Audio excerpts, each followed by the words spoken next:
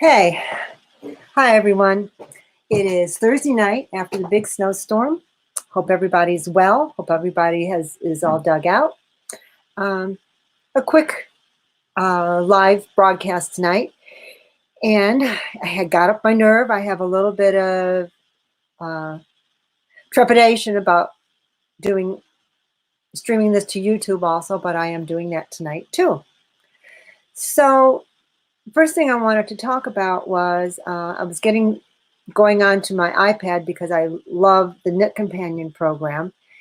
And if any of you don't know what Knit Companion is, it's an app for iPad and for Android.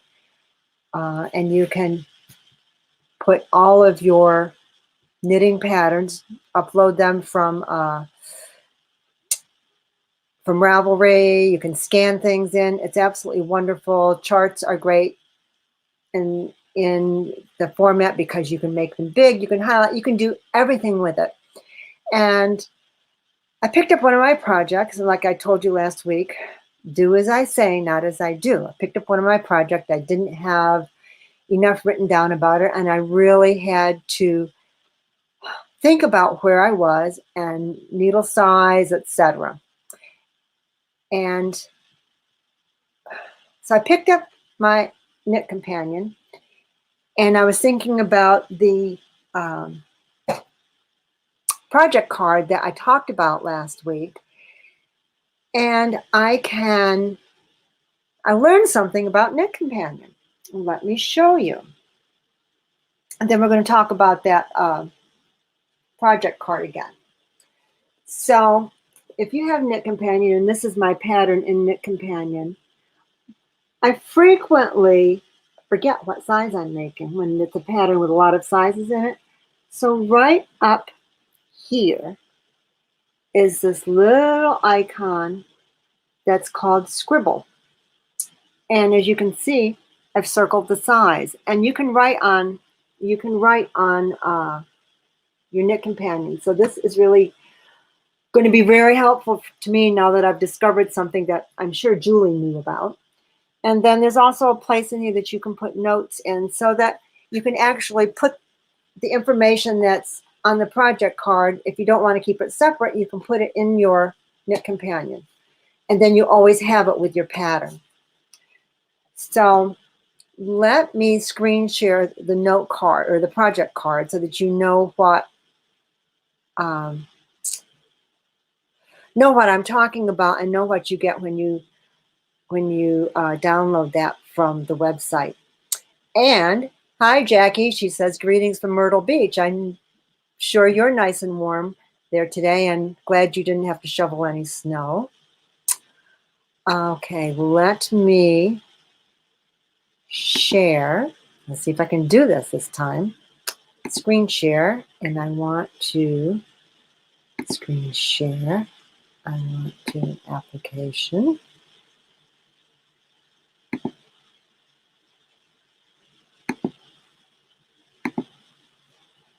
Okay, as I said, I did this before. Okay.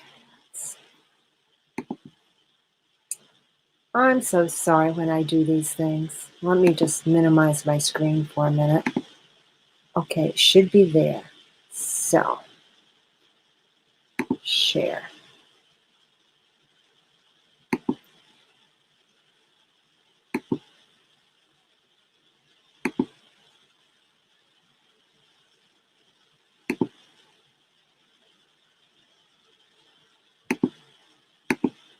There. Okay, so when you go to the cornwallyarnshop.com and you look at tools and notions, there's no charge. You put this in your cart, and it's actually 4 of these. It's a 8.5 by 11 sheet of paper, and you can divide it into 4. So I wanted to talk to you a little bit about the information that's on here, and it's pretty obvious what needle you used, your gauge, what pattern you used, the designer, where you got it, if you've got more than one yarn color you're using, dial. It's a good place to record all this information in case you throw your labels away and you need something. And right here is the, you might have colors. You might be doing a feral or a stranded, and the different colors. You might forget what colors are what. And you should also note which color is in your left hand, which color is in your right hand, because with color dominance, that can be important, or which color is on top and which color is on the bottom when you're maybe doing with colors with one hand. But this is what I wanted to talk about, was this area right here with stitches per yard. And you can, it could be per yard, you can do it per 10 inches, per whatever. But this is important, and I had to use this the other day when I needed to join some yarn. And I want to know if I can make it across a row with the amount of yarn that I have left. How many times have you done that and you get halfway across the row or 3/4 of the way across the row, and you don't want to do your join there. You want to do your join at the end of a row. So what I've done is, if you can see this, and you don't have to do this on your swatch, you can do this while you're knitting, but start when you're at the end of a row and measure. I've measured out a yard, and I've put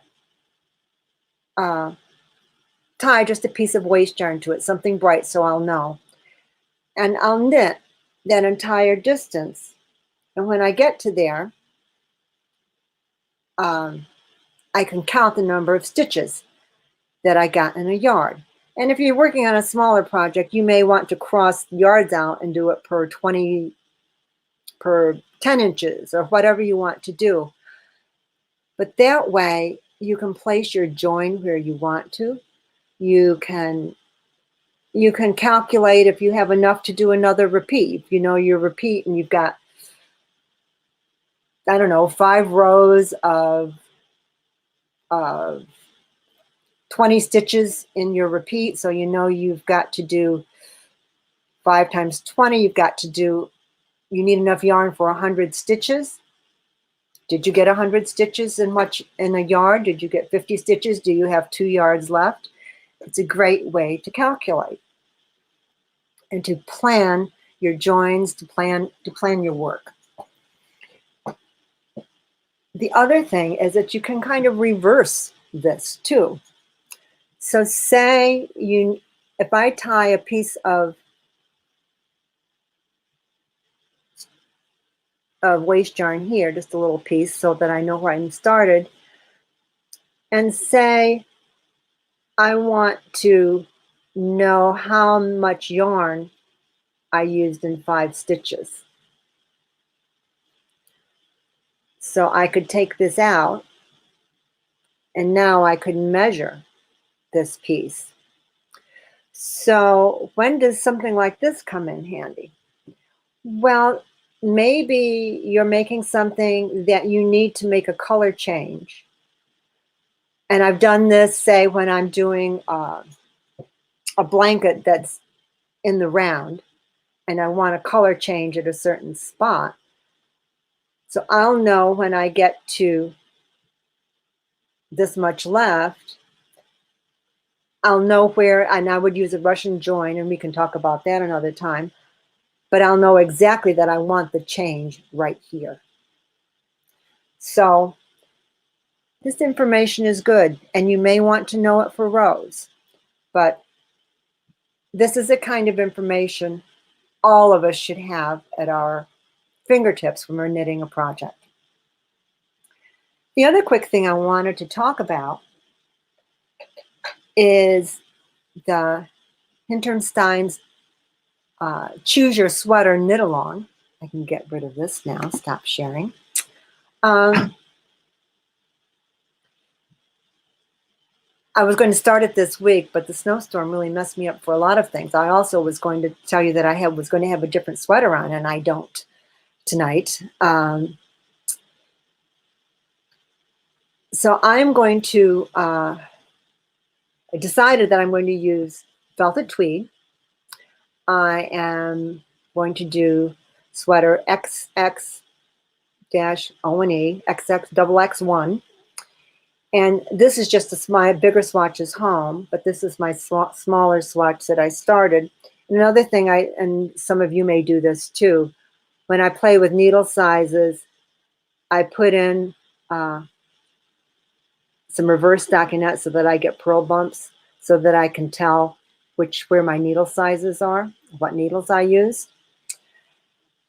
So next week on Wednesday, which was our sit-in at nights, 7 o'clock meeting, I'll put it out in the newsletter, but we can talk about, that's where we can talk about the patterns that maybe you're going to do.